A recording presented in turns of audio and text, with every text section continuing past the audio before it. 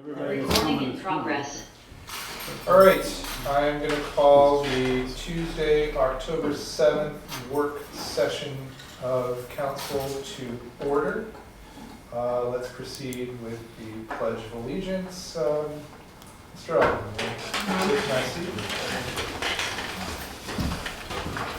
I pledge allegiance to the flag of the United States of America and to the republic for which it stands, one nation, under God, indivisible, with liberty and justice for all. All right. Ms. Alvin, call the roll.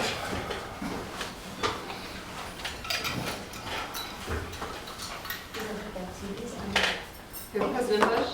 Here.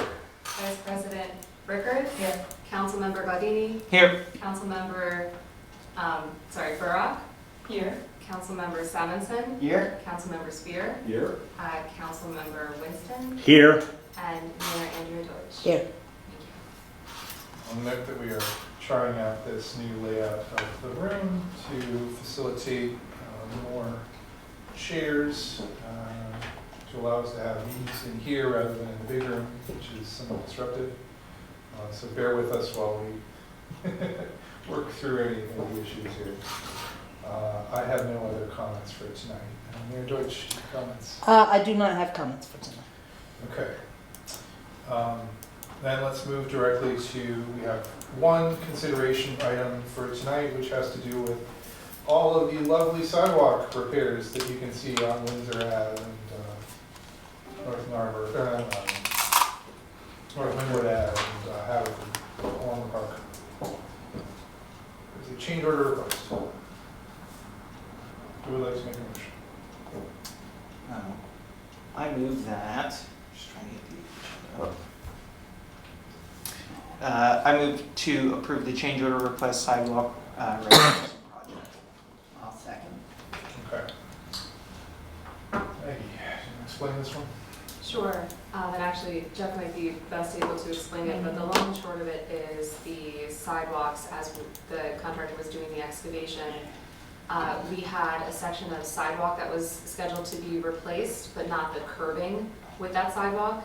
When the sidewalk was excavated, it was discovered that the curbing, was too shallow to support the new pour of the new sidewalk. And it's just an existing condition. This is not something that we had anticipated when we created the scope of work that only included the sidewalk.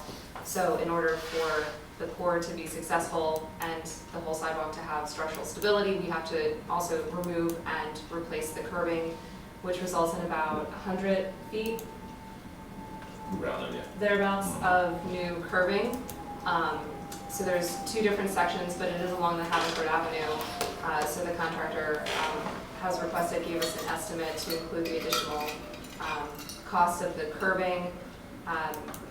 So that is what is being requested tonight. Once they get the approval, then they'll be able to proceed with the scope of work and hopefully finish up the section of the sidewalk program soon. Okay. Anything to add?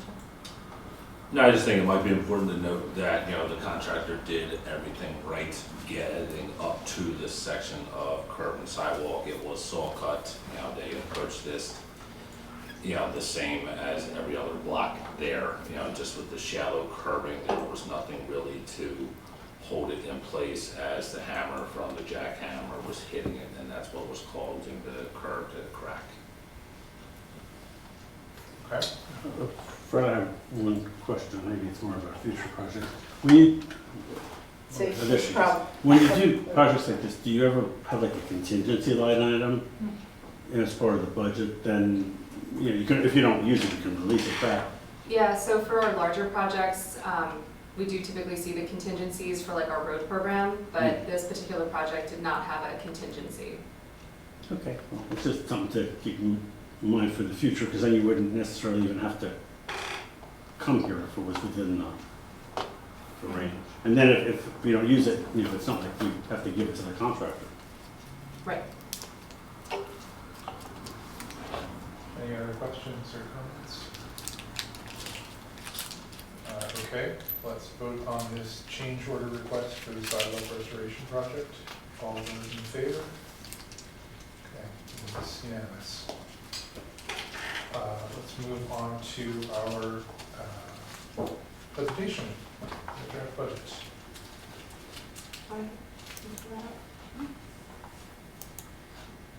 Just, no one's logged in. Making sure we're good. Okay. We have public comment at the end of this meeting since there are no votes scheduled. So, yeah, no, we're fine, no one's logged in. Okay. Well, let's. Is there anybody on there waiting for public comment? No, we don't have anyone else logged in. Okay, all right. Unless you're here for the budget presentation. I'm here for the budget. You are? Oh, here I was trying to get you out of the long meeting. Okay. I said it, sorry. All right, back to you, Maggie. Okay, Let me get that up for you. we're gonna pull up the presentation. So while Emily is pulling that up, I will note that we're not actually gonna be discussing the sewer fund or the solid waste fund this evening. We're just looking at the general budget, our general fund budget today. But come back in November. When the tables will be different. Alrighty. We've been diligently hard at work on this budget, so just wanted to, first of all, thank all of the council members for meeting with me in small group sessions over the last week and a half or so and providing your input. It's been very valuable, especially as this is my first budget season here in the borough. So your insight, background, and knowledge has been very helpful and appreciative, so I wanted to just thank you all for that. Thank you as well to all of our department heads for their continued work on the budget presentation and preparation materials. So thank you to Jeff, thank you as well to Chief String, and all of our project partners who have contributed their initial budget requests. So diving in, I know a lot of you have been on council for a little while now, so I won't kind of belabor the basics here, but within our budget, we have operating funds of our general fund, our sewer fund, and our solid waste fund. As I mentioned, we will not be discussing the sewer fund or the solid waste fund in any detail tonight. That information is still forthcoming. The sewer fund, we are going to be receiving the meter data from Aqua. That is how we will determine the sewer rates themselves, so we're not really able to have that discussion just yet. It's still pretty early in the budget season. But we'll have that for November, so that all will be analyzed and ready for discussion at that work session. And then the solid waste fund, again, we're not going to go into a lot of depth tonight. That one is more or less preset by our contractual obligations with Mascaro, so we know what the budget numbers are going into it. But I know that we have some deviation that we're going to be looking at in terms of the actual rates for specific properties. So we'll be discussing those rates then in November, but again, the contractual obligation in terms of the total amount of money that we have to spend on the contract is preset. So the greatest flexibility and of course the largest beast in the budget process is the general fund. We also have our other funds, including the Highway Aid Fund, so this is our road program. We get state liquid fuels funding that contribute to that, and that is what we use to pave our roads. Our green fund, which is an offshoot of the general fund, that's where we've classed our EV chargers and other kind of sustainability initiatives. And then of course our capital fund, which is what funds our big capital projects. We'll touch a little bit on that tonight, but that also hasn't been set in stone, so we can kind of start discussing some of the things that we had in the capital improvements plan, and then start making decisions as to what of those things we are looking to actually fund in the next budget season. Since of course the CIP is not itself a budget document, it is a planning document. So now we get into the meat and bones of it, where we actually discuss of the CIP what we can and want to actually fund and target for implementation next year. So general fund. Moving into that. We're always looking to achieve a balanced budget. So what does that mean in terms of municipal budgeting? According to the GFOA, it is to maintain structural balance where recurring revenues are greater than or equal to recurring expenditures. Obviously, we want to stay in the black here. The other half of it in a municipal setting is that we really want to maintain a fund balance in our general fund of no less than 2 months, so really we're targeting 3 months here, of regular general fund operating expenses. What that means is if we take a look at our overall budget, if we are to target 3 months worth of expenses, it actually means that we would need to, averaging the fund balances over the last 3 years, we would actually need to target $1.4 million in cash fund in order to maintain that 3 months fund balance in our account. We've pretty much been running at having a balanced budget in that our expenditures are less than our revenues, but we haven't been maintaining any sort of substantial fund balance to kind of get us through a substantial expenditure period. So we do have money in the budget, in our funds. Fred, you're looking a little skeptical. I thought we had like close to $1 million in balance like at the end of the year last year. Is that not accurate? I can pull up exactly what we had. We can talk about that later. Yeah. In So- general, the principle is you want to have The, a substantial amount of money. the principle is we want to have a substantial amount of money. We don't necessarily have that dedicated, it's also like a dedicated fund balance, so that money may have been sitting in the actual cash account. But if it was earmarked for certain expenditures, so we just want to make sure that we have the cash reserves. So we're building up to it is the main point of what I'm trying to get here, is that we have money, we have a little bit of wiggle room, but we want to make sure that we're continuing to invest in that rainy day fund, essentially, making sure that we have a little bit of that buffer to kind of help carry us through, and also just to make sure that we have, again, that buffer. So here's the last 3 years worth of data, full years worth of data that we have. So between 2022 and 2024, the average 3 month of expenses averaged the 1.4 million. Annual net income during that time period overall averaged 107,000. So Fred, to your point of if we had that $1 million at the end of last year, I don't know if that was the case then in prior years. So that could have also just been as a result of the increased taxes with EIT and the sewer fund raises that were adopted last year. So we can take a look at that. Again, this is a first blush at everything, so any questions, anything you want me to look in further, I can certainly provide more data for you next time that we sit down and talk.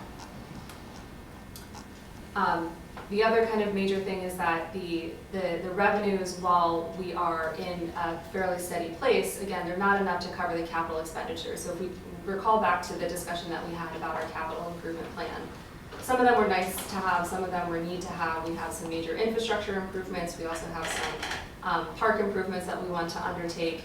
But if you took a look at those numbers, we were looking at $1.2, $1.6 million in projects that we've identified.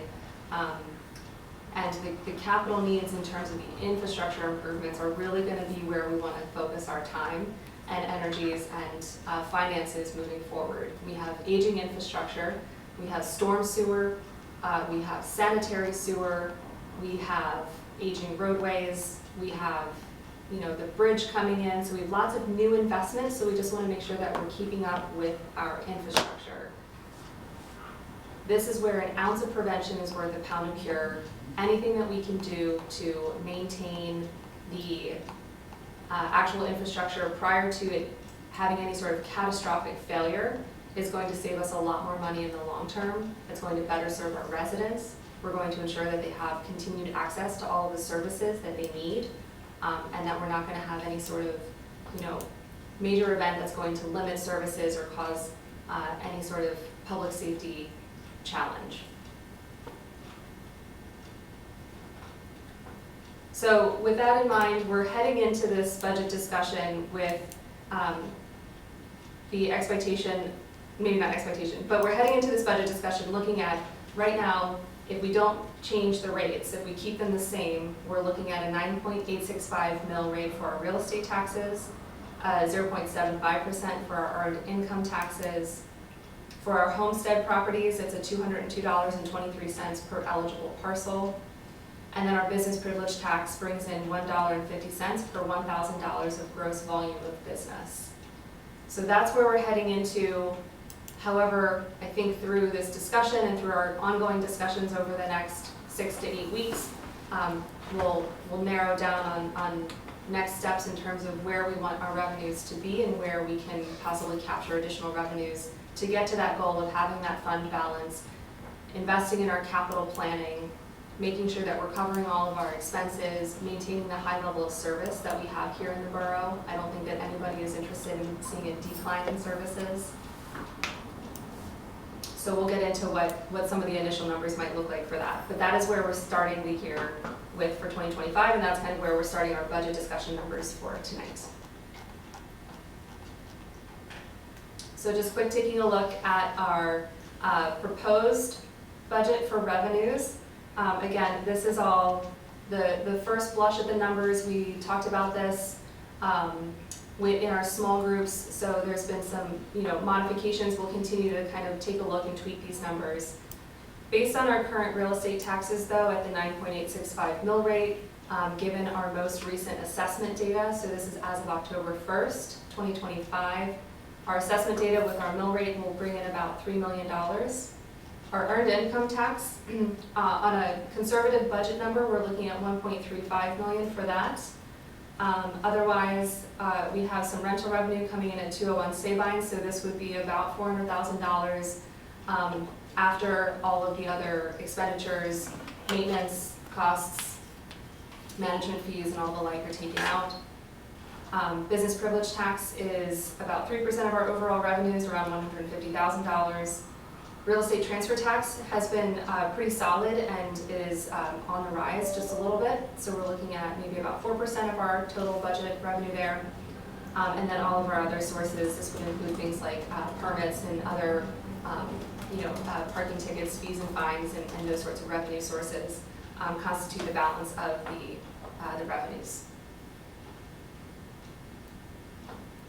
And just taking a look at some of the potential changes then between 25 and 26, you can see that we're anticipating some increases in our EIT and real estate taxes. So in the real estate tax world, we do have the onboarding of some of our newer commercial properties. So I did actually have a conversation with the County Board of Assessment. Not all of those properties are fully assessed at their full value.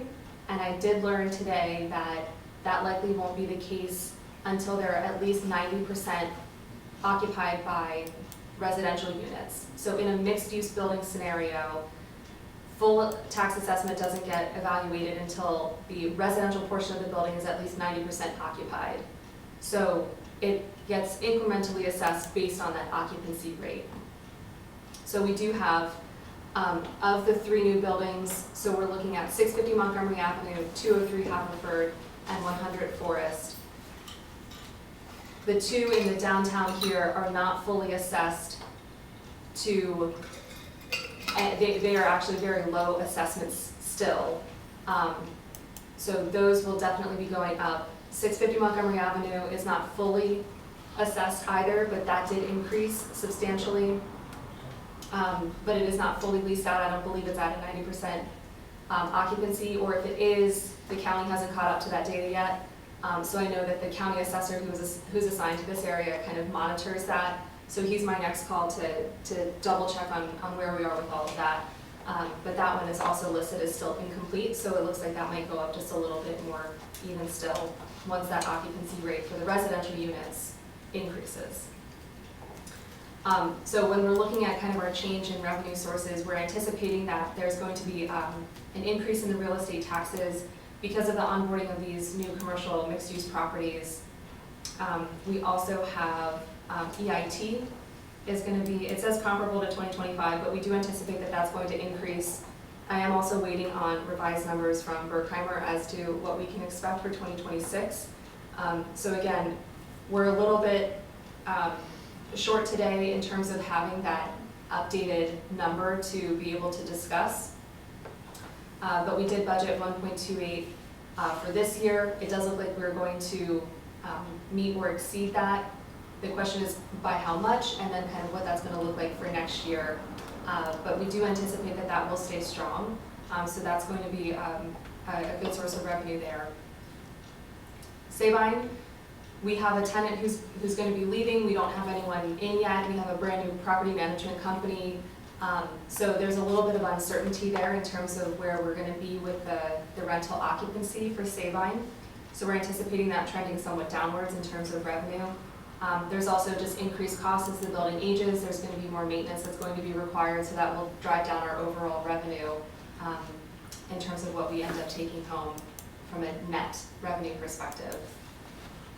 Business privilege tax has also been trending somewhat lower, likely in part because of the closure of the shops on Haverford Avenue. We also no longer have the Rite Aid, which was a fairly large driver of our business privilege tax. But offset, of course, by the onboarding of new businesses. So the new businesses at 650 Montgomery, we have Jenny's, we have Maluga is going to be coming in, and we have strong businesses that are remaining in our downtown. So we have some pluses and some minuses, so we do have some anticipated offsetting revenues. And then our real estate transfer tax, like I said, that's trending higher. We have a number of new homes which are selling for a substantial amount. So that is something also to keep in mind. So that seems like a pretty strong and steady revenue for us. So in total, we're looking at about potentially where we stand with Sabine. The budget numbers right now show us as being slightly lower in total revenue in 26 as from 25. However, that could very easily flip-flop once we get updated numbers from our EIT and our BPT. And then also we can kind of continue to monitor what's happening with our tenancy at Sabine. If any movement in that tenancy changes over by the end of the year, we can adjust that for our budget numbers and feel a little bit more secure as to where we land in terms of total revenues.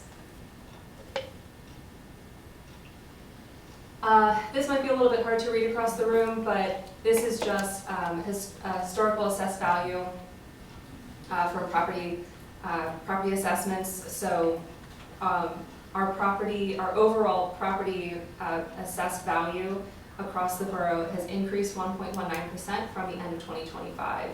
So we're looking at a total, this is all properties across the borough, is $332 million worth of assessed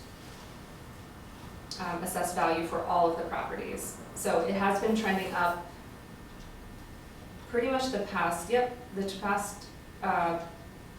11 years.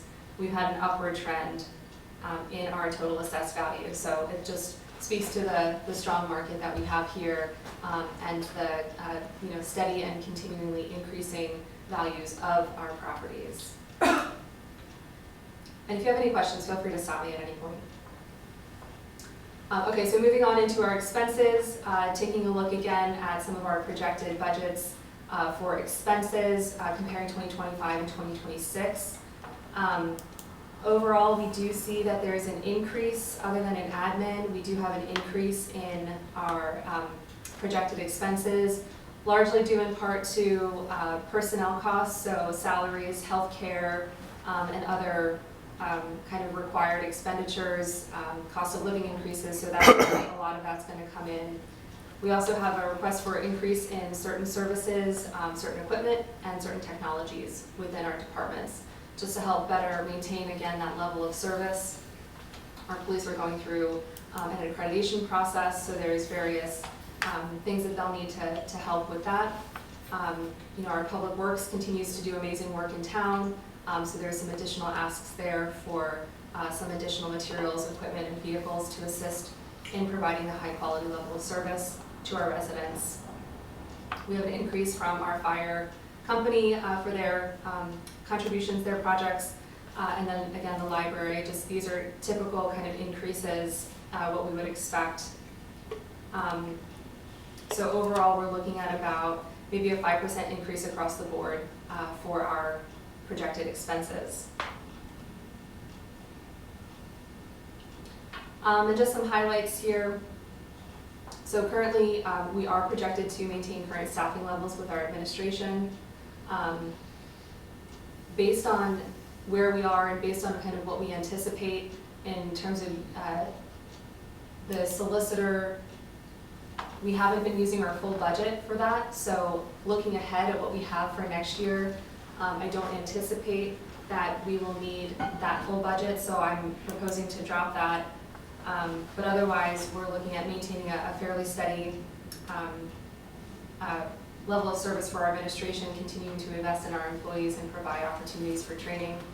I know that everyone has been taking advantage of that. Emily and I have been going to various PSABs and ICMA and other industry kind of events, and they've been really, really helpful for us.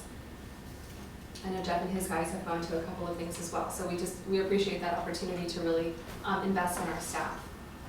For our police, again, also maintaining current level of staffing. So we have some of those other expenses I was explaining with the police. Some of those requests for increases are somewhat offset by the reduction in our fleet maintenance costs. So we have a new fleet. Over the past couple of years, we've been investing in our police vehicles, and all but one are now EV vehicles. So the cost to maintain those EV vehicles has dropped. They don't need the same kind of maintenance as a gasoline and older gasoline vehicles do. So we are seeing some reductions in costs associated with vehicle maintenance. Fire department, same thing. We have 2 full-time housemen. That is projected to remain the same. And then just some additional facilities. I'm sorry. Staffing for them, sorry, but we're going on to Public Works. Same thing, staffing here for Public Works. And Jeff has provided in the materials that we received earlier the budget request for each of the line items to explain what that was, and I know that we discussed that during our small group sessions. We also are seeing an increase in the recreation and special events. The Business Association does anticipate increasing costs, particularly for the 4th of July event, and they cited, and I don't know if it's because everyone's doing fireworks for next year because it's America 250, so I think there's some kind of surge pricing maybe going along with that, as well as some tariff concerns about getting some of the materials and equipment. I can speak to that a little bit. That we were unaffected by tariffs this year, but they, we're anticipating they will go into effect next year. And again, the America 250 is a big one. But I think anticipation of tariffs is a big concern. Yeah, and I know that some of the discussions around tariffs have also occurred in the police and public works discussions that we have, just in terms of sourcing some of the materials that we need, and the potential increase in those costs due to tariffs. So some of them haven't come into full effect, but we are budgeting as though there might be a slight increase just to account for any potential increases in those costs. It's a good opportunity for the 4th of July committee to fundraise for America 250. If ever there's an opportunity, a good opportunity to ask for donations, that's it. We do that regularly. All right, so for our partner organizations, we have the Narberth Library. So they've asked for a small increase in their operating costs. Fire company has also, again, requested some additional operations costs, and then the matching $40,000 capital equipment. So this is specifically for small equipment. So they contribute 40, we contribute 40 annually, and that's been happening for many years. And Narberth Ambulance has maintained their level of request for a contribution of $5,000 towards the ambulance company. All right, and then we have a couple of debt service things to mention. So a number of loans were taken out a few years ago. Some of them were kind of on hold and have come into full force and effect. So we are seeing those costs increase slightly in terms of our principal and our interest payments. So we actually just made the last of those payments. They come in twice a year. So interest is twice a year, and then principal is once per year. So we just made all of those payments. So if you take a look at our general fund, next week when we go through the treasurer's report, you'll see some big numbers coming through, and that's because we paid our debt service for the year. It's pretty comparable between 2025 and 2026. It'll again be pretty comparable 26 and 27. For many of these loans that we have a steady interest rate for the first few years of them, and then the interest rate jumps. So we have a couple more years on the lower interest rate, but you'll see in a few years that interest rate will double, and so you'll see declining costs, and then you'll see the number jump up again and then decline until the loan expires in 2039 is when they'll all be done. So until we take on new debt, this is our projection for the next 15 years or so. But isn't some of the bridge dependent on when we get reimbursed? Because presumably if we got reimbursed, we would pay off the balance? These were loans that were taken out for like building improvements. I'm just looking at the one that says bridge project. Maybe, Yeah, 99. Which one are we looking at? Yeah, The debt service in the general. oh, you're on Fund. the sheet, Yeah, not sorry. not in the presentation. Yeah, you're in The your Worksheet, budget. yeah. well, it's a generic question. It's like presumably once the bridge is done, we wouldn't keep the loan, right? Well, so the loan isn't being used to pay for the bridge. The Oh. bridge is is being paid for at the federal level. So Right. we're getting reimbursed by the feds for the bridge. Right. That was for, I believe, the design services for the bridge, which was a local Oh, I see. So that- local expenditure. Oh, I get it. Sorry. Yeah, so all of the costs that we are going to incur as a result of the bridge construction Right. is going to be federally reimbursed. Yeah, some of that money was intended, we thought we'd have to cover the flow, we thought we would have to cover some of the. That's what I'm asking. 700, yeah. Yeah, Yes. but that turned out not to be true, but, I think we determined that the rate of lending we had at the time was superior to anything we get now. And we did close, because the one was closed, it Possibly ended up that not being drawn down, Yeah, and that was closed last year. okay, maybe that's the, So the long and short of it is you're not really borrowing money to pay for cash flow to pay off the bridge That's expense. correct, right? Thank you. That's my only question. Okay. All right, so to summarize, TLDR, guys, revenues minus expenditures gives us a small shortfall, about $324,000. Again, the revenues can change. We are going to be getting updated budget numbers, but in a maintenance of service levels that we currently have and maintenance of current staffing levels, we're looking at a potential shortfall of up to $324,000, given where we are with our projected revenues and our projected expenditures. So, with that in mind, this is where we just start plugging in the numbers. So we'll continue to further refine our budget numbers in terms of, again, where our EIT might be, where the BPT might be. But if we want to continue to maintain our levels of service and we have a shortfall, we're going to need to figure out where we can add some revenues to make up for that shortfall. And again, we also want to not necessarily just target breaking even at the end of the year. We want to build, again, that fund balance so that we have extra money. The more that we have in the fund balance, that can go into a higher interest yield account. That can generate additional revenues through interest. So it's really important that we not just take a look at can we break even at the end of every year, but can we start to build those reserves, start to build that capacity, start to make our money work for us, and really start to invest in a long-term scenario to achieve our capital goals as well for all of the improvements that we're looking at implementing. So if we assume a $324,000 deficit, there's a couple options. We can increase, well, we could cut services. That is always an option. I don't recommend it, but that is an option. If we don't want to cut services, our choices are to increase our EIT, so we can legally go up to 1%. We're at 0.75%, so we can raise it an additional 0.25%. That would give us $241,000 or so in revenue.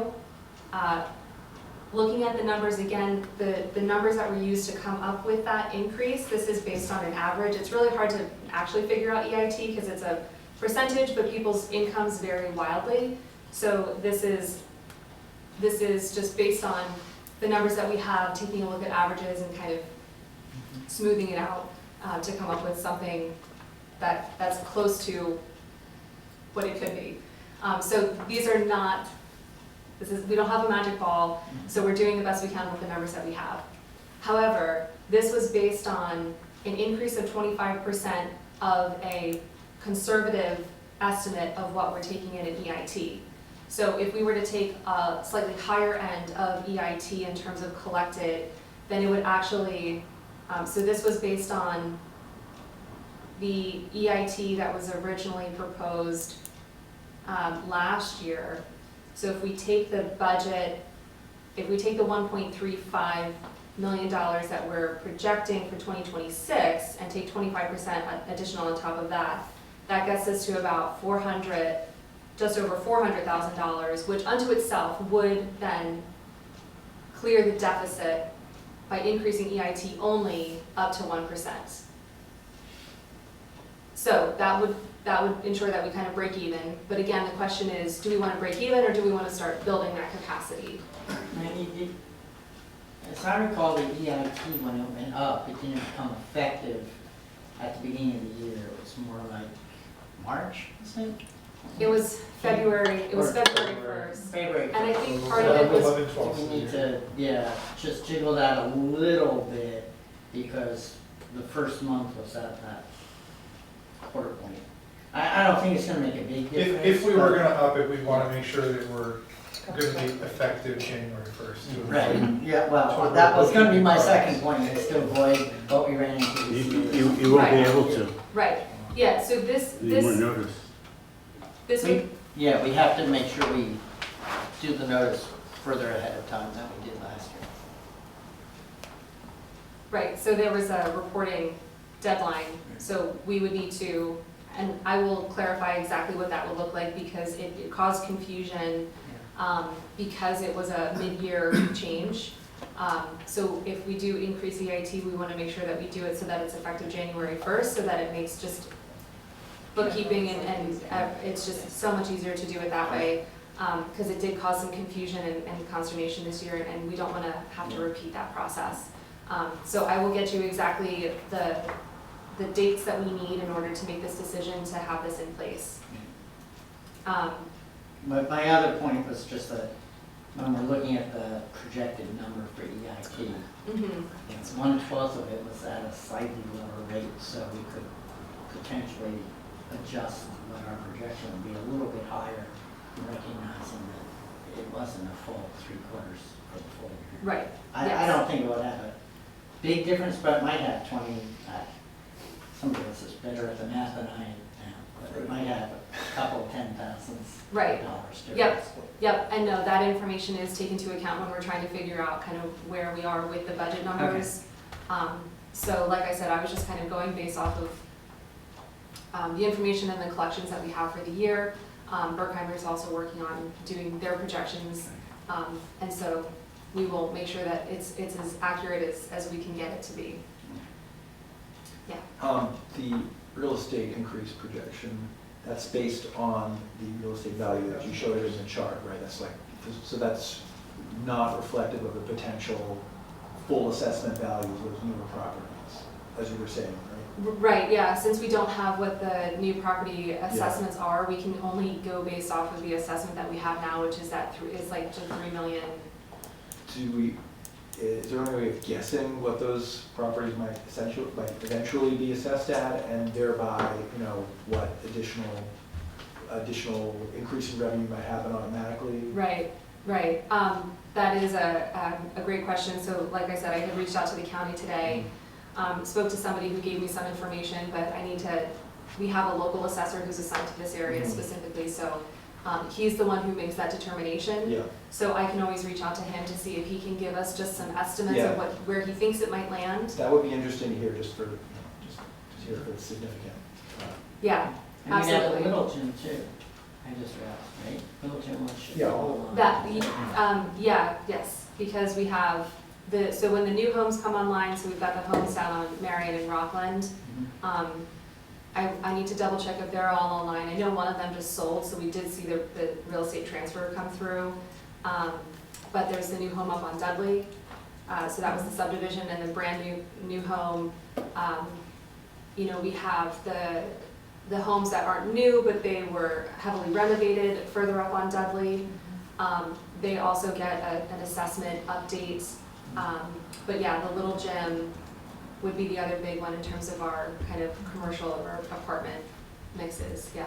Yeah, and I also just pick up on some of these threads. I do want to caution against like just looking to readjust up some of our estimates on revenues, because I think there's probably other revenue estimates on here that might come in lower than what we're expecting. And I think overall, some of those just kind of like the bits of it may kind of balance out. And just from a budgeting perspective, like I would personally prefer to be more on the conservative side.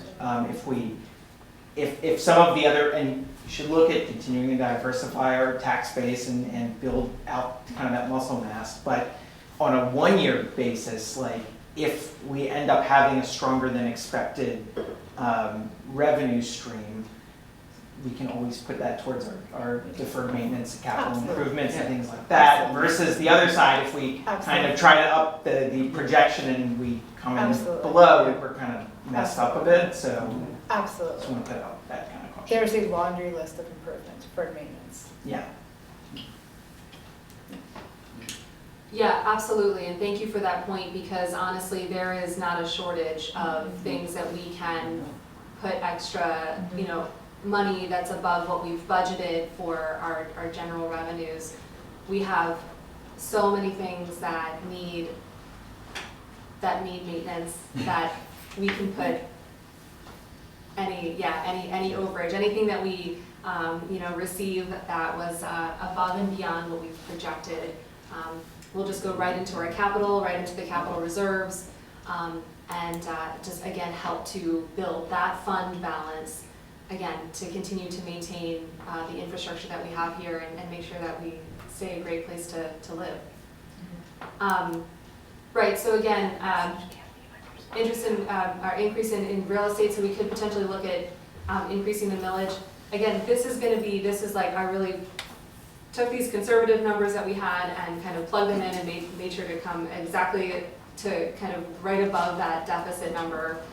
So these are malleable, these are not set in stone. We are not making a decision about any specific number tonight. This is just kind of for a thought exercise to kind of help you all start thinking about what we could possibly be looking at in terms of some potential raises for revenues.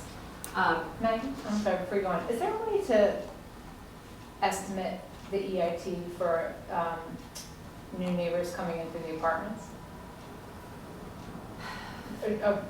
Yeah, I mean, I can talk to Berkheimer about that. I don't know if they have data. I mean, that would be like census data to, because you can pull information about, you know, if you live in this type of housing unit, what is your like average household income? Yeah. And then figure out what EIT could be off of that. I haven't run those numbers. I don't know if Berkheimer goes into that kind of level of detail. If we don't have anything on the, because I think what you're asking is, you know, how can we anticipate EIT? I think that would be a discussion, not necessarily for the budget. If we don't have any approved land developments, that I think is a discussion that we can have when we're talking about, you know, land use and zoning through the planning commission discussions. But unless we have something kind of on the books in terms of an approved land development plan, I wouldn't want to include that in the budget process. Okay, I was even thinking of just what's being built right now, you know. But, and it may not be worth getting into the weeds or digging for that answer, but we know it's going to be a positive and not a negative, which is, you know, revenue generating, in other words, with new EIT. To your point, which there are plenty of projects, and I think, you know, we need to really be careful, particularly in this district, given the school board, is to, when we say like revenue, it should be revenue for the CIP. You know, so folks don't think we're raising taxes or collecting a revenue for nothing, that it's such deferred maintenance. So all that EIT, to my point, is going to go in that revenue CIP bucket. So right now, It may not be worth getting in the weeds to figure it out. I mean, if you figure we've got 4,000 people, a little more, about 1.4 million in EIT. They're paying about $350 a head in EIT, just Okay. across the borough. So if we had 350. 50 people, that's like 15,000. It's That's nice. yeah, Yeah. I don't know if it's worth accounting for. Yeah, and that's, it's difficult as well because incremental. Okay. EIT is only paid by folks who are earning Yeah. income. Yeah, this is just ballpark. You know, so if you're retired, if you're not earning income in a traditional sense, you Oh, know, that's true. you're not paying to EIT. Or So, in the city. so Okay. so, Yeah. right, so these are some numbers that we're talking about. If we go to the next slide, this is just kind of a quick, like, if you do blend, if you are interested in raising EIT and real estate millage rates, the blend of EIT and real estate helps to kind of smooth out the impacts, because then if we only raise EIT, then we're only impacting the folks who are earning incomes. If we only raise real estate taxes, then we're only impacting folks who own properties. And there's folks who own properties who aren't working, who are on fixed income, so if you only raise real estate taxes, that can sometimes disproportionately burden people who are retired or disabled or otherwise not earning income. So having both the EIT, if we raise it to the full 1%, that covers a lot of it, and then real estate can be raised on a slightly smaller scale, depending on where our numbers want to fall. And that way it's kind of a shared burden across the spectrum of residents that we have. So we're not disproportionately affecting one versus the other.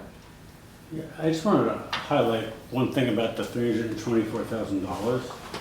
Like 60% of it is due to the loss of income at Save Line budgeted, because that's $200,000. Yeah. So that's, I mean, Yeah. how sure are we? I mean, I know we're better to be safe, but, you know, that's a significant piece of that deficit. And so, Right, and like I was saying, so depending on where we are in terms of filling the tenants at Sabine, you know, will of course impact kind of how we project that moving forward. okay, that's fair. I mean, worst case, now we're thinking about, you know, how we would handle this deficit if it, you know, if it didn't go, if that part didn't go well. And the extra money could go into the, you know, capital improvement. It's just, it's a big piece of that, for that change. That's a very good point. I mean, the other thing I wanted to mention was that, I forget what our just urgent items is, but are all items like CIP for 2026 is significant, and we're not gonna Yeah. be we're not funding those touching that. things. I mean, right now, right, we're talking about transferring 300K, we've been transferring 300K a year. We have something of the fund balance in there. But I think when you did your scenarios in the capital improvement plan and we looked at the 300, it gets spent down like pretty quickly. Right, yeah, so to touch on that, and I don't actually have this slide up, I don't know if we want to pull up the capital plan from, can you pull it up from the website? Yes. So just to kind of touch on that briefly, so this is pretty much kind of the initial blush overview, right, of our general budget for this year so far. Moving into some of the capital discussions, because I did want to touch on this. So our projects for this year end up looking at, I think it was 1.2 million for 2026. We have an existing fund balance in our capital operating fund of $1 million right now. So we could theoretically fund a lot of what we're looking to do next year with what we have in our balance, but we have no way of replenishing it. So we spend it in 2026, and then we've got not a lot going on. Last year, the $300,000 transfer from general into capital was not a budgeted amount. That was just something that EIT numbers came in, it exceeded the budgeted projections, and so that money was transferred as a one-time transfer. It wasn't a budgeted amount. What I would like to do is to actually budget that amount. So when we're looking at the numbers, so for November, based on some feedback that I would like to get from you tonight, if you want to see a budgeted amount, then I will put that into the budget. We'll fine tune the numbers for our revenues. So I'll take a look at Sabine, make sure that that's as accurate as we can get it to be. We'll make sure that the EIT and the BPT are more accurate to what they are now, and fine tune any of the other smaller budget items. And then add in a $300,000 budgeted transfer between general and capital, see where that gets us with our deficit. If we have the numbers as they are right now, we add a $300,000 transfer from general to capital, we're now looking at $600,000 in deficit. So again, we're building that fund balance, and that fund balance isn't just the general fund balance, it's the fund balance for the capital plan. And really, if we're gonna be prioritizing anything, I think based on what I hear this council say, is that we really wanna fund that capital program really more than anything, because that is where all of our big ticket items are, that is where our infrastructure improvement is. Those are the fun things that make Narberth a really great place to be, like the improvements that we're talking about to our parks. So that is definitely kind of where we want to make sure we're continuously investing in those projects. So if we pull up the, Which slide was it? Keep going. So I think It was in the the past, plan. we funded a lot of our capital budgets through debt, right? We've got a substantial amount of debt. We've been refinancing it when the opportunity presents itself, but we still have a substantial amount of long-term debt. And I think further debt would be unwise.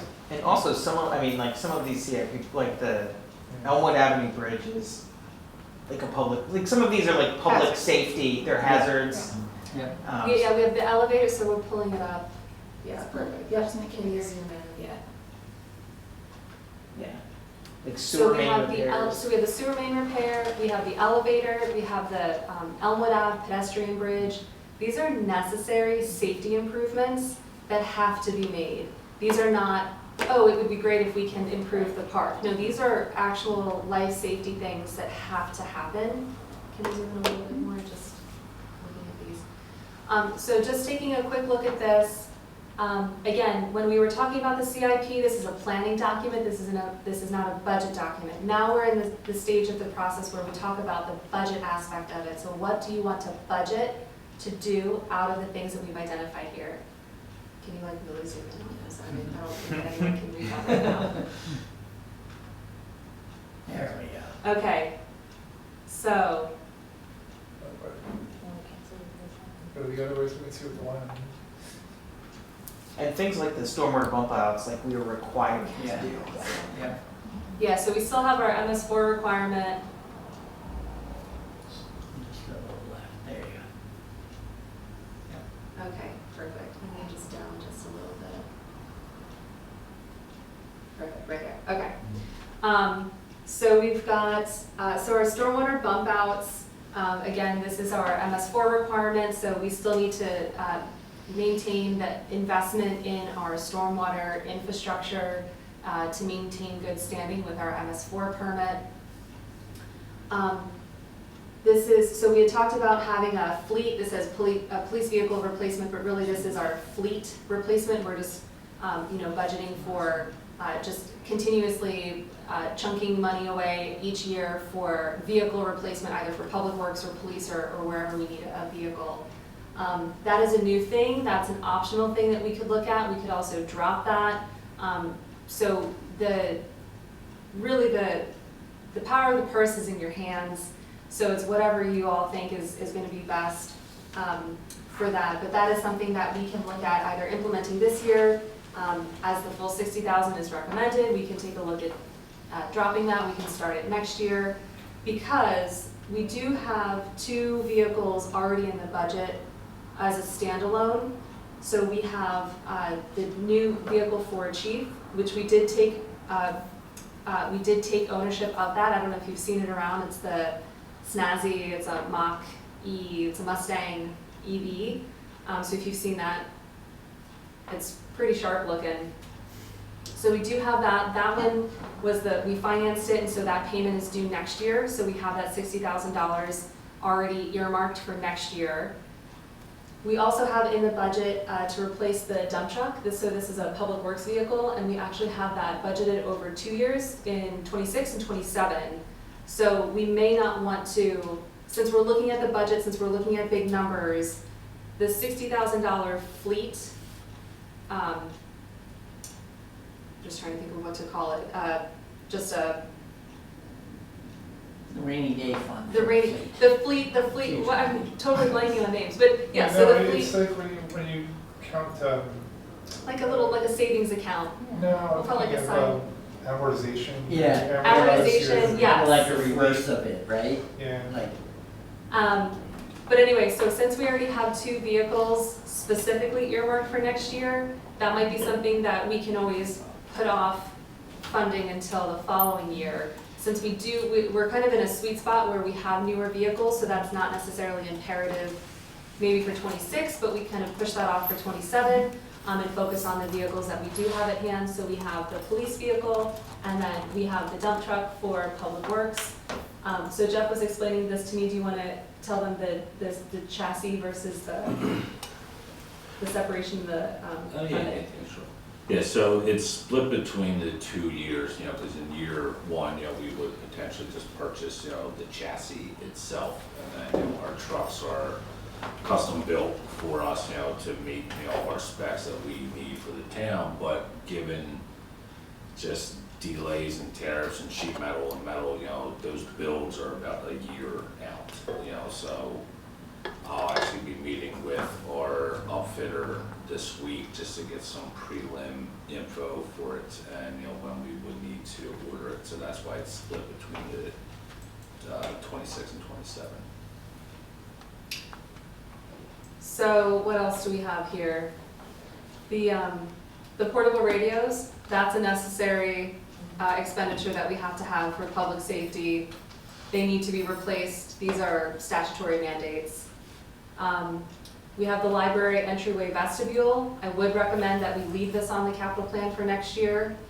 There is some water damage that needs to be addressed, so that is something that we recommend staying on. The camera security system, Chief is looking into this. This might not end up being the full amount. I've also been talking about maybe getting an AV, like a hooked up AV system. I heard some maybe not supportive things of this room setup, but we could always talk about how this room could be improved. The owl has been working fine, but there's ways that we can kind of hardwire things in here and make this room a little bit more accessible to use for all of our virtual events and meetings. So that could be part of that. It is actually its own separate thing in the capital plan and the master inventory. So that hadn't actually come up when we were discussing the capital improvement plan, so I'm just kind of throwing it out there now as something that we might want to consider updating for next year. We talked about the dump truck, the town clock repair, the baseball bleachers. This actually is something that we had included in the capital plan just based on the implementation from the master parks plan. It sounds like there might be some interest either through FONGI or the NAA to possibly do some fundraising around this. One of the main safety concerns that we have related to the bleachers is we have some tall pines. Jeff is getting some initial estimates to remove those pines because they can drop branches.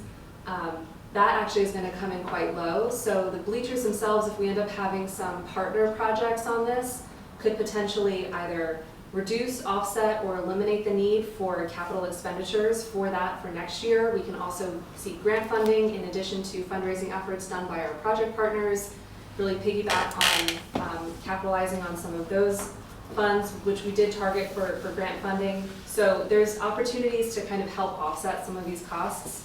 And in terms of life safety things, if we take care of the trees, the bleachers themselves kind of drop to less of a safety concern, but still should be, within our 5-year plan. But maybe we can kind of massage that a little bit and pick out things that need to happen now versus later. I can tell you that when one of the trees died, we suddenly had a bunch of foul balls hitting cars, so we had to make sure there aren't going to be unintended consequences of removing trees near where the foul balls go. Mhm. Okay. So the school zone sign, this was related to the TASA program funding that we had initially discussed. After meeting with the funding partners for that, we are no longer pursuing that. It is not the right funding source for us. So that comes back on the plan. The sewer main repair, that's a must-do. That's an absolute must-do. Yeah, that's right. Yeah. You can come use our bathroom. And then That is absolute worst case. Yeah, we're hoping to clean and line it, which would potentially come in maybe around 125,000.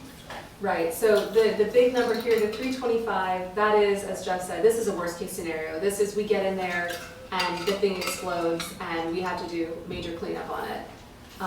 That's not the intent, that's not the plan. We're hoping to go in, line it, and fix it without having to do any sort of catastrophic repairs. So if that's the case, then there would be some savings realized that we can reinvest back into the capital program for other projects or to reinvest for future years.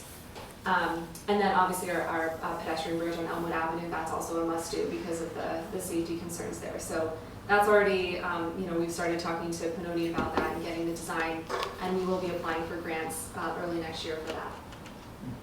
Yeah. So, in the budget, you have an estimate of what the surplus will be from 2025? Mm-hmm. How confident are you in that number?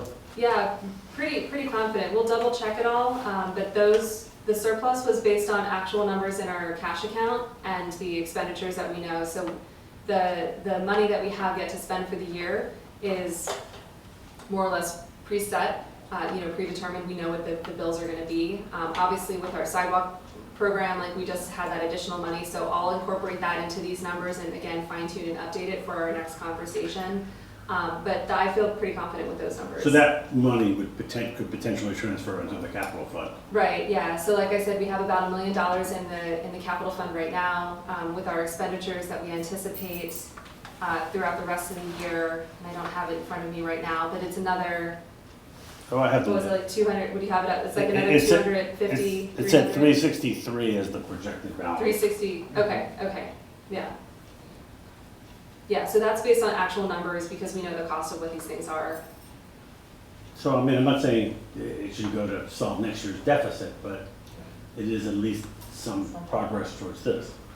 Well, that money is in the capital fund, so we want to leave it in the capital fund. We wouldn't want to use it for general fund expenditures. Right, we're agreeing. Okay. You would move it over here. You wouldn't use it to meet next year's deficit. Right, You would, correct, yes. But that's a one-time source of funding for the capital. Right. Yeah. Mhm. to help offset some of those expenses.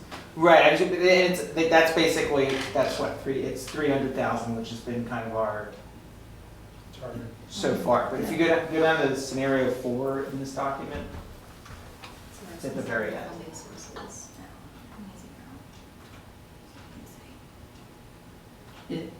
Wait a minute, is the 367 projected surplus in addition to the $300,000 that we already, does the budget itself for 2025 assume a $300,000 transfer? No, so really we're only 67,000 over what we had wanted in No, 2020. no. So the 324,000 projected deficit, No, I'm talking about this year. okay, We have a projected surplus of 367. in the capital, you're talking. No, It's in the general fund. this is a general I'm sorry, okay, surplus. Sorry. Right, isn't that what you were talking about, Ira? Yeah, that's where, Yeah. I'm seeing the Yeah, number. there's a projected surplus of 367,630. You have an older version. Mine says 363,045. Oh, yeah, this was the one that we got the other day. Yeah. And I'm trying to figure out whether that's in addition to the 300,000 that we had But that's not wanted to budgeted. propose. That's what I'm asking, That so, not included a transfer to the general fund, Okay. because we didn't budget a transfer. okay, to the that's what general I'm asking. Or So to it's the really capital only, fund. it's We only, didn't budget a transfer Right. from general to capital this year. yeah, and so it's not in, it's not. We in didn't know how this. much money we Right, had. okay. So go to the very last page, the end of this document, total net. Okay, so this was the version of it that was, okay, we're gonna transfer 300K a year and assume that we're getting grants for things. And we like pretty immediately end up in a deficit. Yeah. So I just want to note that because yes, we can transfer roughly 300K that we have It's not enough. this year, and we're gonna pretty soon after that run into problems.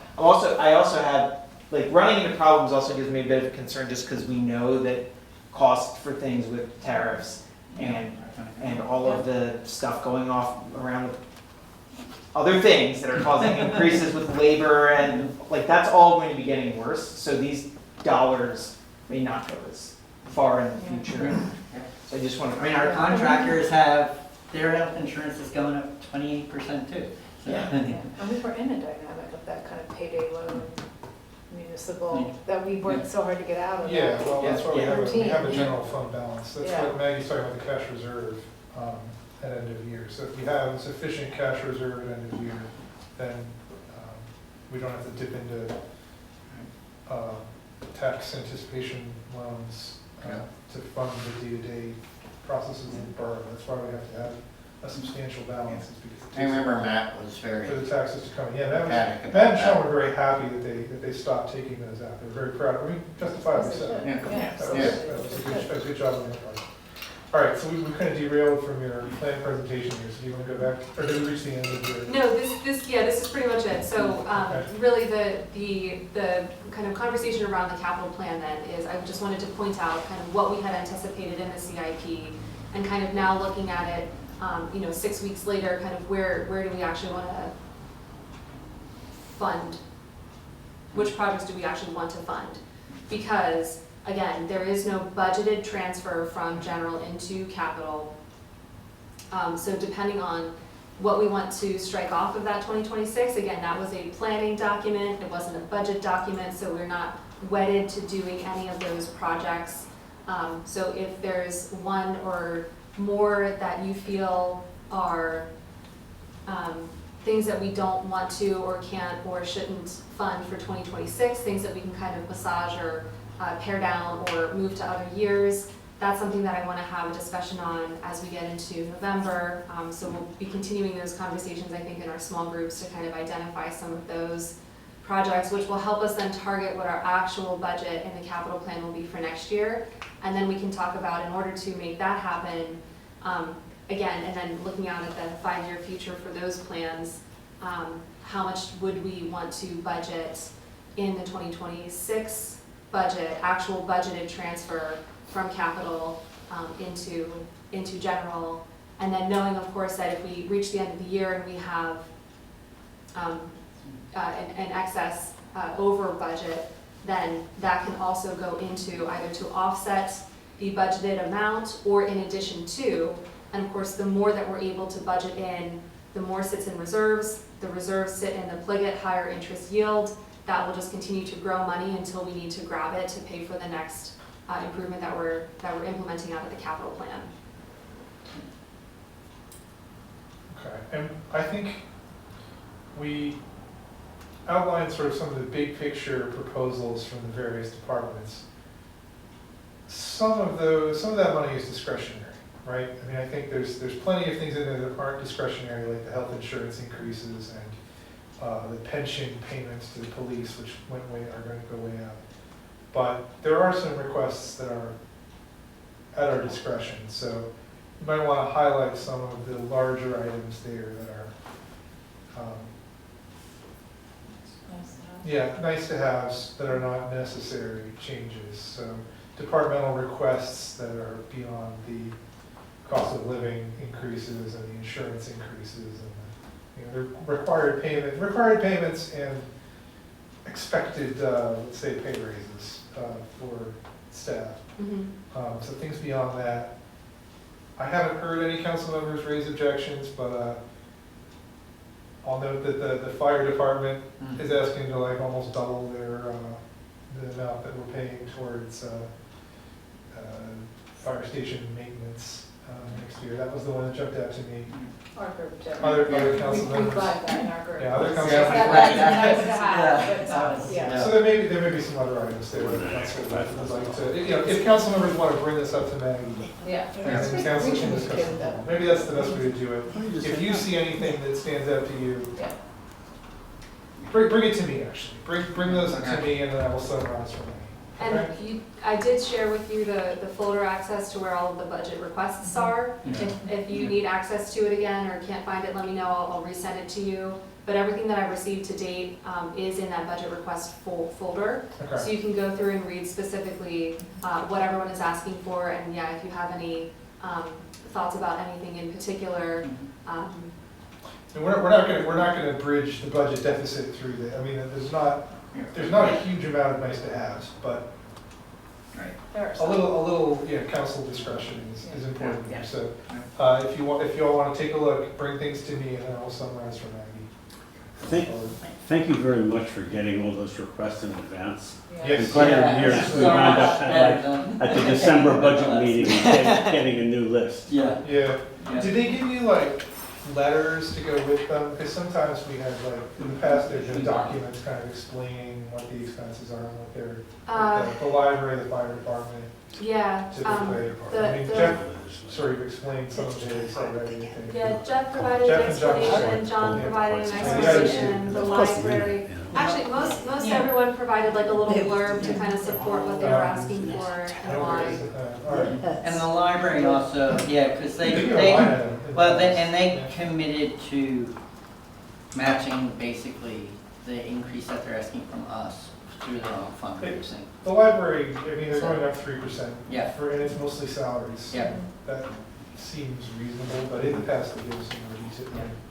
Yeah, although we did put like a hefty amount of money into that building Yeah. fairly recently. Right.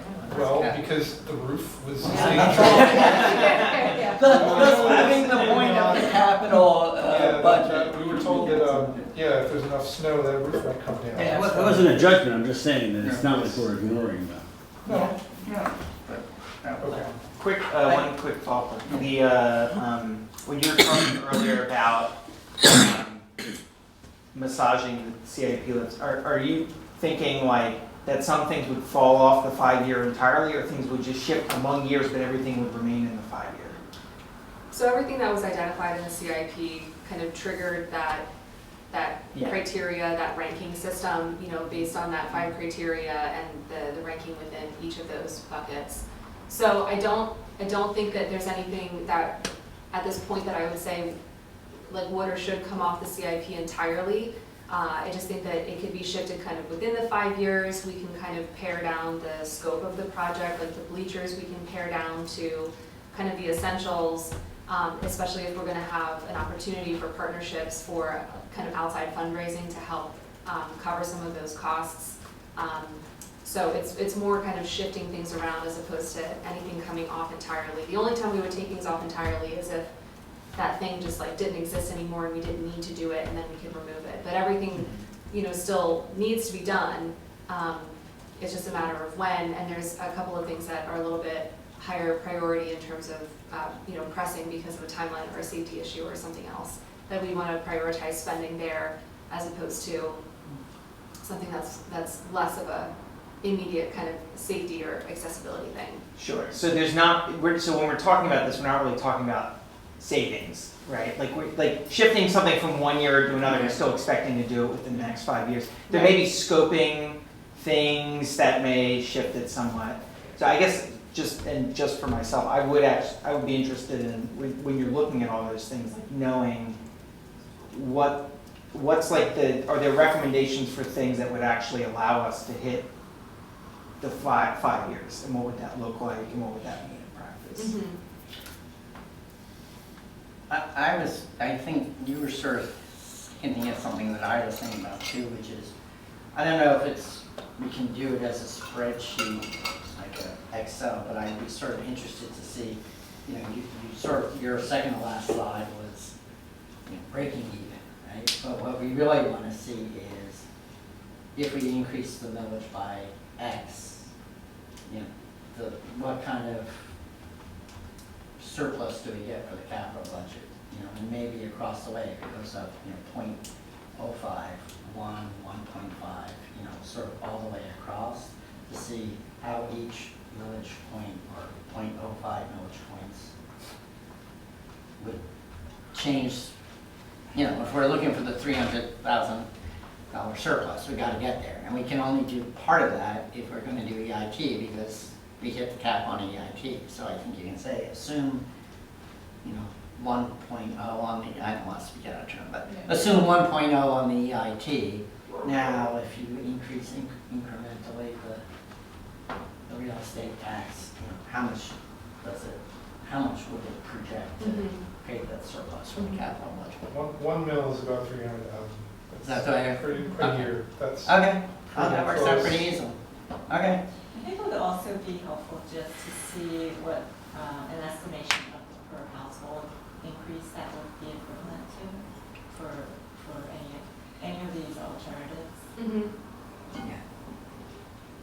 Yeah, so I can't, It's weird though, because like EIT, you end up with an average, but that doesn't really help. No, I mean, there's a you amount. know, it's easier to project two-income households. the real estate Yeah. property tax, Yeah. how that would impact individual households. EIT is gonna be really tricky, because we'll say, oh, it's gonna increase your EIT by this much, but if you say a married couple and they're both retired, Right. that doesn't impact that at Zero. all. And they're living in the city, or they work in the city and they don't pay the EIT. Yeah, Maybe it's that in- would be yeah. just a percentage, but then the property tax can sort of equivalent. We could just provide a point of reference, say, oh, the average household earns this. Yeah. If you're above it, then obviously it'll be higher, if you're below it, it'll obviously be lower. When we know what the median assessed value of the house is, we can figure out. Yeah, right, yeah, that's great. Yeah, so we can figure averages. It's gonna be a moving target though, based on any one individual's circumstances, Yeah. but we can find averages. Which is what I like about what you're proposing is really a hybrid kind of equitable plan for all the reasons you stated, which also makes it harder to think of that. Sorry, which makes it harder to, Well, I hear you saying it's harder to give an estimate for that EIT, but yeah. that's because it is personalized and it's reactive to the needs of each individual household. Thank you for this. my pleasure. Very useful. Yeah. Can I ask a budget question, or is that not allowed? She's the only one. Yeah. So we're really talking about real estate or EIT, but 10% of the budget comes from like other sources, which you said were fines and fees. Is that guaranteed revenue? Like, has that revenue stream been steady over the years? Because we're talking about a $300,000 shortfall, but if suddenly like nobody's parking illegally in Narberth, like what's the hit on that? All right, so you bring that up, but we actually have had a drop in people parking illegally in Harvard, which means they're paying the meters. So like the total amount of people paying parking meters plus people paying parking tickets has been about even.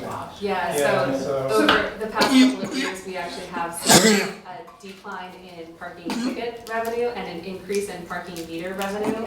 So they are somewhat offsetting, but these are not guaranteed funding sources. So what we do is we use past history as our averages, and we just assume that each year is gonna be somewhat the same, and if we're seeing projecting downward trends, then we just project a lower budget. I tend to want to be more conservative in those because they're not guaranteed sources, at least with real estate tax. We have like a stronger metric to say that this is, we're very confident that this is gonna be what we get. But yeah, I mean, if nobody pulls building permits for the year, then we have no building permit revenue. So it's very variable. So you just go based on averages and past performance. And some of those all other sources, like state grants or like the cable companies pay us, and those are like, we know what we're gonna get annually. Yeah, like franchise They fees tell are us in set. advance, so- Yeah, so some of them are like preset, they're contractual, we know what the numbers are gonna be. Some of them are very variable. So it all kind of comes out in the wash, but yeah, it's It's just 10% or 11%, whatever it was, seems like a very high Yeah, so variable. That's the way I was thinking about it. I mean, I do a budget for a condo association, which is much less than what, numbers than you guys are talking about.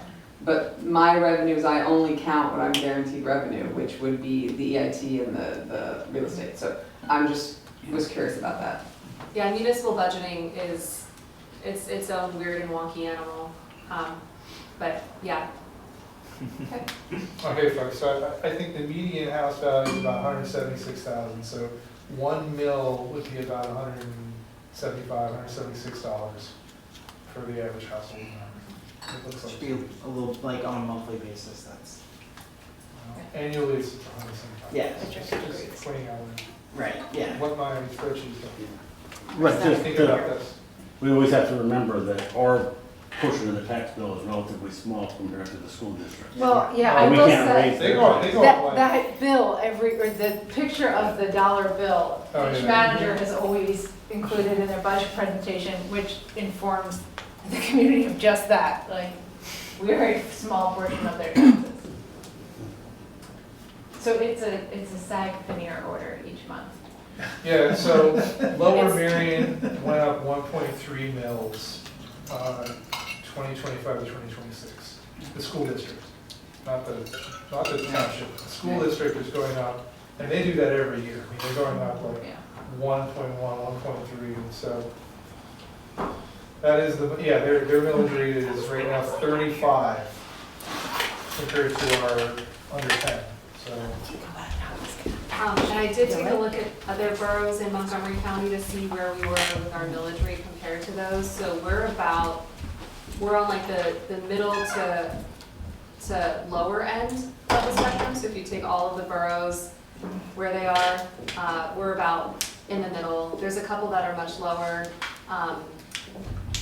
But they also have, like Conshohocken has a lower mill rate, but they also have huge industry. Right. So if you take a look at comparable kind of bedroom communities, not that we're strictly a bedroom community, but, North Wales, Swap, well, they're not Montgomery County, but, what is it, Bryn Athyn is like they're 14 tiny. mills or They're- something, Yeah. so They're they're weird. kind of like a weird outlier, and then, The other thing you have to compare it to is folks who have their own police department.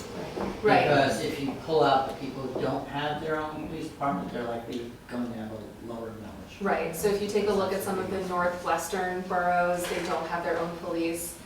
So the fact that we have a fire company, we have police, we have a library, and we have full municipal services, all in one small borough with no additional contributions.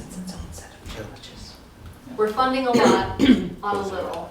And I think it would be really helpful as we're an aging infrastructure community to make sure that we have the money in order to preserve and protect all of those components.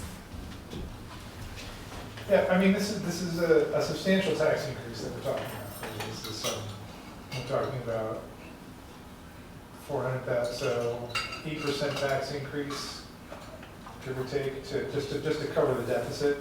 If we were going to cover the deficit and add a substantial portion to, it's more than a 10% tax increase to like cover the deficit and also start adding in, say, $300,000 a year to cover capital. So 10% tax increase is meaningful. We need to ask council members to think about it and think about the implications of going up that much in taxes. We only get one more bite of the apple, the EIT, right? We can only go up to 1%.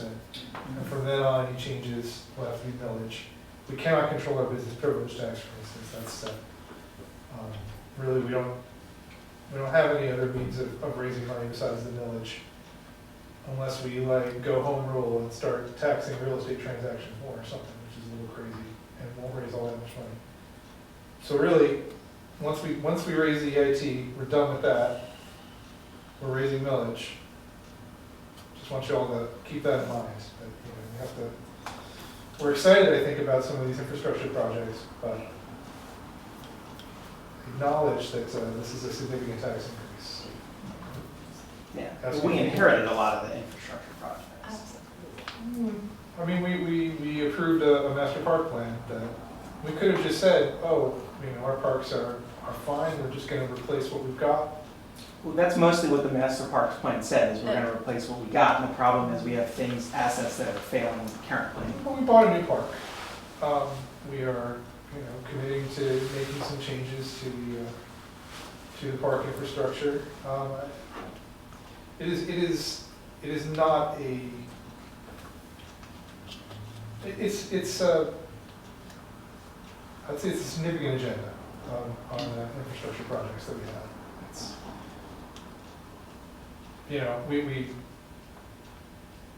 all right. That's all I want to say is just, before you get too excited, do consider that this is a significant tax increase for the community. And just bear that in mind as we go through this process.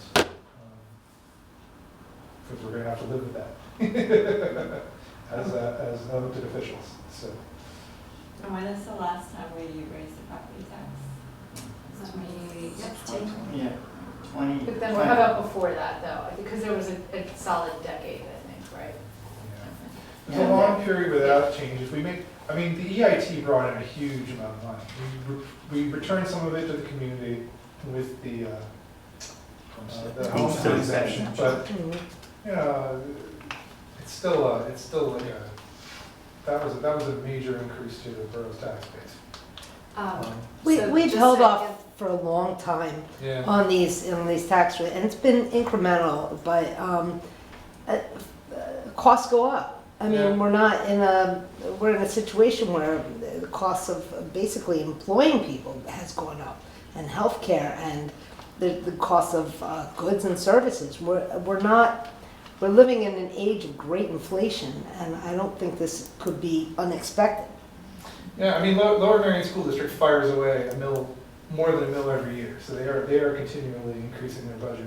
Lower Marion Township has remained stable. We've got different models in front of us. So But they also have a significantly larger retail yeah, base. we're not Lower Marion, No. obviously. Also, you should just note that, it's been, I think the last countywide reassessment was in 1998. Yeah. So, since then, the borough has only been able to tax properties on $1998, and Yeah. cumulative inflation since then has been almost, we're almost at double. So true. Your house Yeah. has doubled in value, but your property taxes Yep. from the borough have remained steady. That's right. That is absolutely true. Yeah. It's a good way to think about it. When I lived in San Antonio, the assessments went up every year. So, they didn't increase the millage, they just increased your house assessment. Which that would be, talk about a shock to a household income. If they reassessed our houses, that would double our taxes, I would think. No, there'd be some kind of reset if they did that. You would change. You have the to millage adjust the rate. mill rate. Right, that's what I mean, like if they just reassessed, then we would. Yeah, and It's the a way that, different way of like- doing, it's a different way of handling this. Yeah. So it's not the way we do it in Pennsylvania. I think we're gonna But Anyways, yeah. okay, I just wanted to say that. Any other questions for Maggie at this time on the budget presentation? Okay, so it sounds like you want to keep doing this in small groups.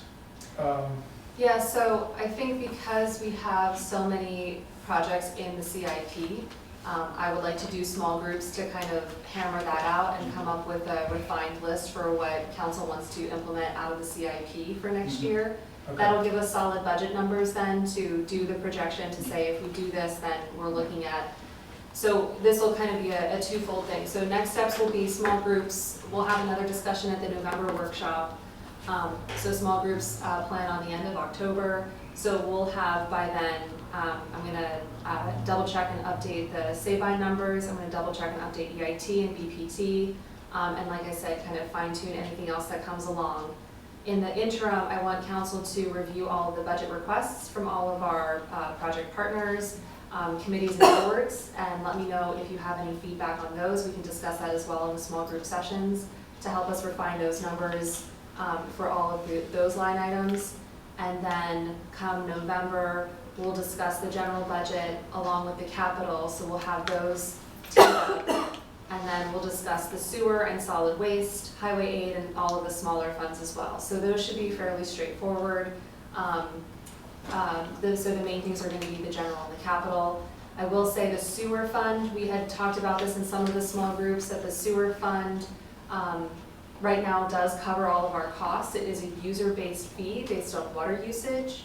And we do have some significant sewer repairs and improvements that we want to do, the grayling being one of them. But as we go through with our road program, we're going to be scoping and looking at all of the sanitary sewers and making repairs as we go. So we do all of the underground infrastructure first, and then we follow with the road program. So we fix everything underground, and then we come in and repave the road, which is the way to do it. So Jeff and his team are being great and very proactive, and Jeff has a great kind of outline of what we need to do and when and where. So he's also working on projections for what some of those costs might be for sewer work, to kind of help us plan for that. And so we also want to take a look at those sewer rates to make sure that those are lined up with the sewer repair work that we need to have, because that can help. So our capital operating can help fund then the sewer projects that we need, and the sewer fund can, you know, help fund itself for those sewer repairs as well. So we can also take a look at. Like a transfer from the sewer fund to the capital fund to cover the sewer projects. To cover, correct. Makes a lot of sense. Yep, right, so. And we can, you know, the sewer can raise money for sewer capital. Yeah, so the sewer fund will raise money for itself for the projects, for sewer projects. So that's another way too, as we're looking at if you do want to go down the route of increasing the millage, that can be somewhat offset by an increase in the sewer fees, which is a user-based fee. And that can raise money for the sewer, and then that will be earmarked money for sewer projects via the capital fund. So we'll talk about that in November as well. Okay. Do you want council members to talk to you directly about the changes? Do you want to come through me for the group's requests and the individual items? Yeah, if Fred, you want to aggregate all of that? All right, so come to me with your comments about, feel free to call me if you have thoughts as well, and I'll bring them back. And then something less small groups about the CIP. Okay, sounds good. And then the plan will be to vote on the budget, to advertise the budget at the November business meeting, and to pass the budget at the December business meeting, which is the way we have always done it. Okay, for the benefit of the community. All right. Anything else, Mike? Nope, that's it. Again, thank you for your feedback. Every conversation we have gets us closer to having something that I think will be really workable for the community. So any questions in the interim, come find me. And otherwise, looking forward to our discussions later this month. All right. So we do have our committee reports and public comment. So who's Finance Administration? Good long way. Has Finance Administration met? Oh, I'm sorry, no, it is not met. Okay. Infrastructure? We're meeting later this month. Okay. And Public Health and Safety? We're meeting on Friday. Okay, great. So, Love that. so to make a public comment? No public comment. Anybody online? No. Okay, nobody's online, so public comment is closed. Does anybody have announcements for the good of council? Okay. We will be having an executive session after this meeting to discuss property matters related to 201 Sabine. We will not reconvene for any votes. I will take a motion to adjourn. So moved. Second. All right, all those in favor of adjourning? Okay, meeting is adjourned.